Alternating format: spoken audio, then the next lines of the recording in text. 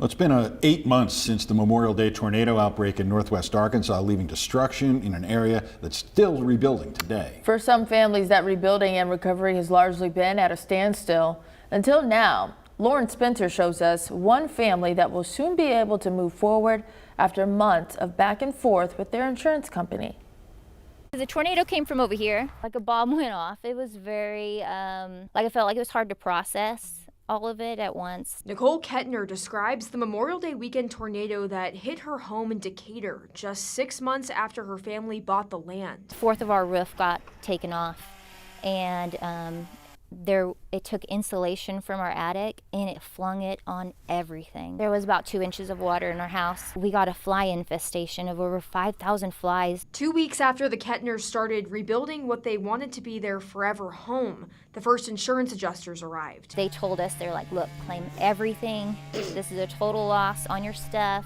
And then also on your house, we're gonna get it back, and you should be back in a few months, is what we were estimating. The home needs new insulation, a heater and air conditioner, new carpet, and floors. And Kettner also believes mold is growing inside. This isn't even all of it. We hired a local, reputable contractor, and he came out and walked with the adjuster and showed him all the things too. And the adjuster wrote down numbers. When we got our report back, the numbers were adjusted. They were not right. Our bed was here, and everything was soaked. After conversations with 6 different adjusters, Nicole still hadn't received the money needed to make the repairs. But it's still $150,000 short. They finally decided to take legal action. We tried to put it off as long as possible. We tried to give them as much time, but after 5 months and us going nowhere with them and them keep passing us on to different adjusters, we finally had to give in and try to stick up for ourselves. The family of 7 has been living in an Airbnb since May. They were expected to be back in their home by Christmas. My kids have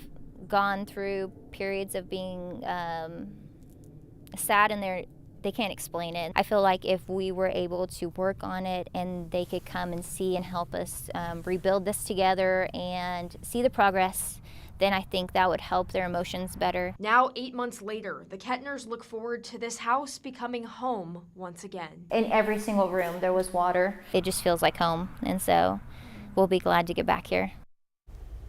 The family says they have reached a settlement with State Farm in recent days that will pay for repairs to the home. A company spokesperson for State Farm said they couldn't comment because the case was in litigation.